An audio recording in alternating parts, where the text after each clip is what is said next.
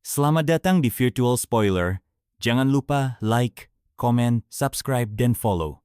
Sebelum videonya dimulai, Mimin mau meminta tolong ke kalian semua untuk bantu channel ini agar bisa monetisasi dengan cara subscribe channel ini dan selalu menonton video terbarunya. Terima kasih. Kita lanjut ke videonya. Chapter 804 Memalukan. Wilayah Selatan. Ruan Ziling tertegun. Bukan hanya dia, semua orang juga tercengang sesaat. Beberapa tarikan napas kemudian, ledakan tawa menggema di udara. Semua orang tertawa terbahak-bahak sampai memegangi perut dan membungkuk. Seolah baru saja mendengar lelucon paling lucu di dunia. Bahkan ada yang sampai menitikan air mata karena terlalu keras tertawa. Haha, pantas saja dia berani sesombong itu. Ternyata cuma orang dari pegunungan selatan. Aku benar-benar tidak tahu harus berkata apa. Bagaimana dia bisa sampai ke sini? Apa? Mungkin wilayah selatan juga punya formasi teleportasi lintas wilayah. Entahlah, mungkin ada. Tapi kurasa tidak akan dipakai lebih dari beberapa kali dalam 100 tahun. Memangnya ada seniman bela diri di pegunungan selatan? Bukankah di sana cuma ada penduduk asli dan monyet? Tawa terus bergema. Beberapa orang bahkan hampir terhuyung karena terlalu keras tertawa. Ruan Zimao sendiri merasa kesal sekaligus geli. Semuanya, ikut aku masuk. Para pahlawan dunia sudah berkumpul hari ini. Jangan sampai suasana dirusak oleh badut seperti ini. Ia terkekeh ringan lalu berbalik, berjalan menuju menara angin dan bulan. Bibir Ruan Ziling membentuk senyum dingin. Ia melambaikan tangan, bersihkan. Beberapa pemuda yang tampak seperti tuan muda langsung melesat maju. Dengan senyum sinis, mereka menyerang Li Yi. Li Yi menyelipkan pedangnya ke belakang punggung. Tangan kirinya meraih udara. Seketika, sebuah celah hitam besar terkoyak di langit, seperti mulut ganas yang terbuka lebar. Dalam sekejap, para tuan muda itu tersedot masuk. Lalu semuanya kembali normal. Sunyi. Keheningan total menyelimuti tempat itu. Seolah tidak pernah terjadi apa-apa. Hanya awan putih yang melayang pelan di langit. Ruan Ziling menoleh ke kiri dan kanan dengan wajah pucat. Beberapa tuan muda yang tadi berdiri di sampingnya benar-benar telah lenyap. Itu bukan ilusi. Langkah Ruan Zimao juga terhenti. Bukan hanya dia, semua orang menunjukkan ekspresi terkejut. Untuk merobek ruang dengan tangan kosong dan melakukannya semudah itu, setidaknya ia harus berada di tingkat tinggi Martial Sovereign. Karena aura Li Yi sebelumnya ditekan dan tampak biasa saja. Seolah ia mengenakan artefak penekan kultivasi, tak seorang pun menyadarinya. Terlebih saat mendengar ia berasal dari wilayah selatan, mereka makin tidak menganggapnya serius. Ruan Zimao berbalik dan berkata dengan suara berat, "Kau benar-benar dari wilayah selatan?" Semua orang juga kebingungan. Dalam benak banyak orang, pegunungan selatan hanyalah daerah terpencil. Kalaupun ada seniman bela diri, mereka paling hanya berada di tingkat 1 yuan, 2 poin, atau 3 talenta.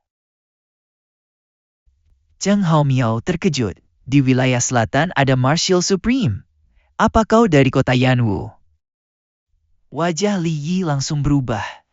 Darahnya terasa mendidih saat mendengar nama itu.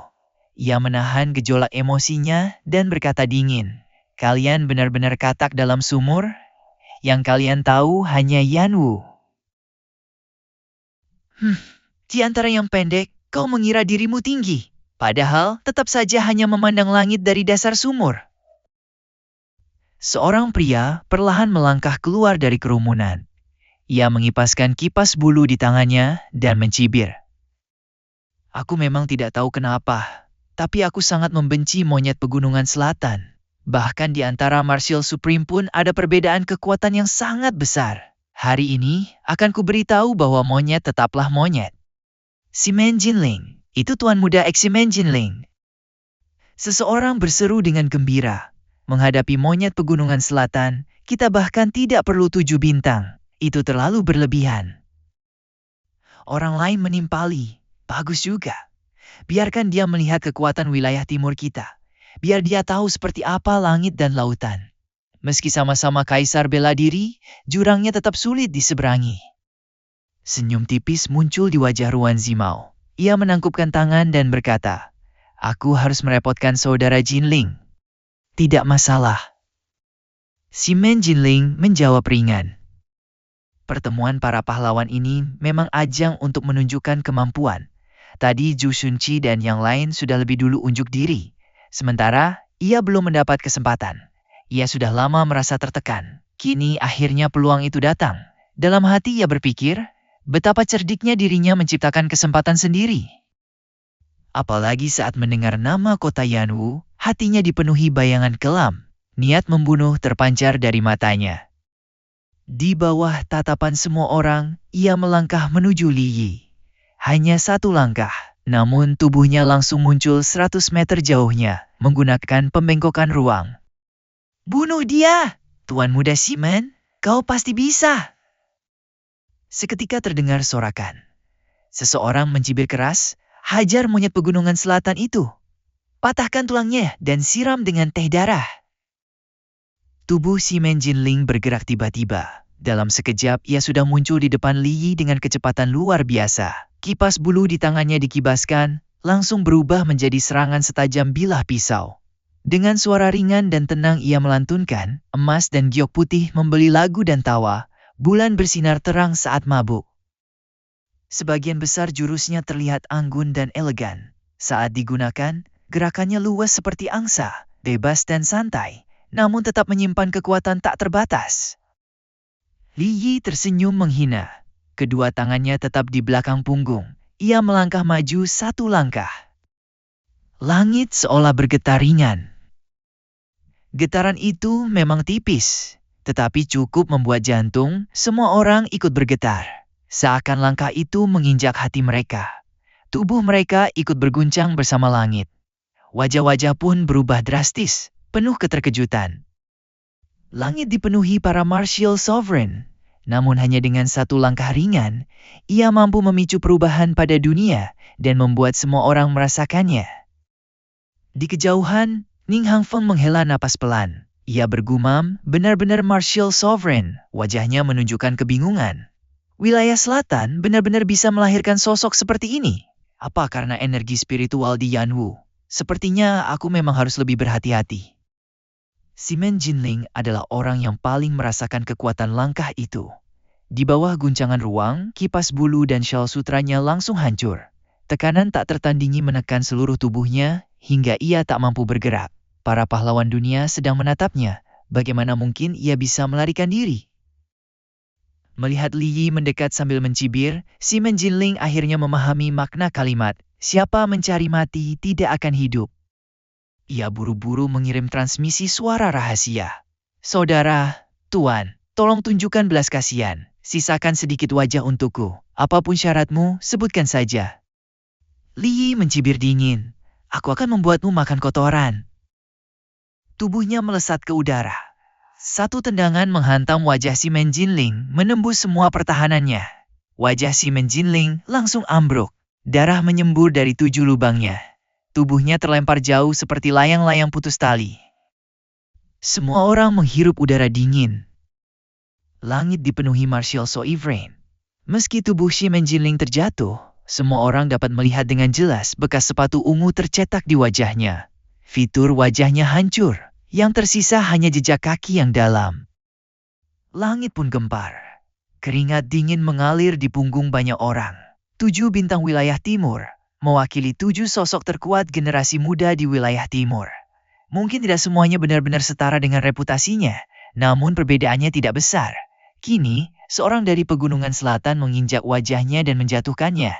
Hidup atau mati pun belum diketahui. Pemandangan itu terlalu mengguncang untuk diterima. Ruan Ziling merasakan hawa dingin menjalar di hatinya. Matanya terbelalak. Pertama, Li Yunxiao dari wilayah selatan membunuh salah satu dari 5 pahlawan wilayah barat dengan satu telapak tangan. Sekarang, Li Yi dari wilayah selatan menjatuhkan salah satu dari 7 bintang wilayah timur dengan satu tendangan. Ia melihat semuanya dengan mata kepala sendiri. Itu nyata. Ia menyeka keringat dingin di wajahnya. Ia tidak lagi memahami dunia ini. Apa yang sebenarnya terjadi? Bukankah pegunungan selatan hanyalah daerah terpencil? Li Yi menghela napas panjang dan berkata dengan nada mengejek, "Aku ingin menginjak merak merah, jingga, kuning, hijau, sian, biru dan ungu agar membuka ekornya." Siapa sangka 7 bintang wilayah timur begitu luar biasa. Wajahnya sudah rata, ekornya pun hilang. Tidak bisa membuka apa-apa. Benar-benar membuatku mempermalukan diri sendiri. Li Yi bergumam sambil tersenyum lebar, seolah merasa dirinya masih kurang belajar dan justru mempermalukan diri sendiri. Tatapannya menyapu para pahlawan di sekelilingnya. Hanya sekilas, namun semua orang merasa sedang ditatap langsung olehnya. Tanpa sadar, mereka mundur beberapa langkah. Dalam sekejap, terbentuk pemandangan aneh. Ratusan orang mundur karena takut hanya oleh satu pandangan. Akhirnya, pandangan Li Yi berhenti pada Ruan Zimao, kepala 7 bintang wilayah timur dan tuan rumah pertemuan para pahlawan ini. Saat mata mereka bertemu, bersama Bei Ming Lai Feng dan Cheng Hao Miao, terbentuk aura tak kasat mata di antara keempatnya. Aura itu menyebar di langit, memberi kesan bahwa mereka berada pada tingkat yang sepadan. Tekanan spiritual dari keempat orang itu seperti badai yang akan datang. Semua orang menahan napas. Pori-pori mereka terasa terbuka. Suasana menjadi sangat tegang. Banyak orang merasa seperti sedang bermimpi. Wilayah selatan yang selama ini dianggap tanah liar, ternyata memiliki sosok luar biasa. Begitu muncul, ia langsung berdiri sejajar dengan pemimpin 3 wilayah. Ruan Ziling menelan ludah dengan susah payah. Hanya dia yang tahu bahwa di wilayah selatan masih ada Li Yunxiao lain, yang kekuatannya tidak kalah dari pria ini. Untungnya, Li Yunxiao telah terperangkap dalam susunan pengunci jimat emas Taihua, dan kemungkinan besar sudah mati. Jika tidak, hanya dengan 2 orang itu saja, wilayah selatan mungkin sudah cukup untuk memandang rendah dunia. Wajah Ruan Zimao tampak semakin suram. Pertemuan bahkan belum dimulai. Mereka belum masuk ke pintu, namun masalah sudah datang bertubi-tubi. Ini benar-benar menguji kemampuannya. Kekuatan yang ditunjukkan Li Yi jelas tidak lebih lemah dari mereka bertiga. Tak diragukan lagi, ia adalah Martial Sovereign. Hal itu membuat hati Ruan Zimao dipenuhi kewaspadaan dan keterkejutan. Ekspresi Bei Ming Lai Feng dan Cheng Hao Miao juga muram. Mampu mencapai tingkat tertinggi sebelum usia 30 tahun, berarti di masa depan ia pasti akan menjadi pesaing kuat dalam perebutan hegemoni dunia. Tampaknya dunia ini jauh lebih luas dari yang mereka bayangkan. Orang-orang berbakat tersebar di mana-mana. Penglihatan mereka ternyata terlalu sempit. Ruan Zimao menghela napas dalam hati, lalu berkata dengan tenang, "Jika kau memang memiliki kekuatan untuk ikut dalam pertemuan para pahlawan ini, maka keseimbangan 3 wilayah bisa saja berubah karenamu. Jika ingin masuk, silakan masuk. Di luar pintu, bukan tempat untuk bertarung." Setelah berkata demikian, ia melompat dan terbang menuju menara angin dan bulan. Dalam situasi seperti ini, mustahil lagi menekan lawan dengan kekuatan. Ini adalah pertemuan generasi muda. Para ahli Kota Bulan Merah hanya menjaga ketertiban. Tidak mungkin mereka turun tangan melawan generasi muda di hadapan seluruh dunia. Jika ia kalah, bukan hanya dirinya yang kehilangan muka, tetapi juga Kota Bulan Merah dan wilayah timur. Jika ia menang, itu pun tidak membawa keuntungan apapun, karena di mata semua orang hal itu memang sudah sewajarnya. Artinya, jika ia bertindak sekarang, menang pun tidak ada manfaatnya. Namun jika kalah, akibatnya akan sangat buruk. Setelah menimbang semua untung dan rugi, Ruan Zimao hanya bisa menahan kesombongan Li Yi untuk sementara dan menunggu kesempatan lain untuk menghadapinya. Terima kasih sudah mendengarkan Virtual Spoiler. Sampai jumpa di pembahasan berikutnya.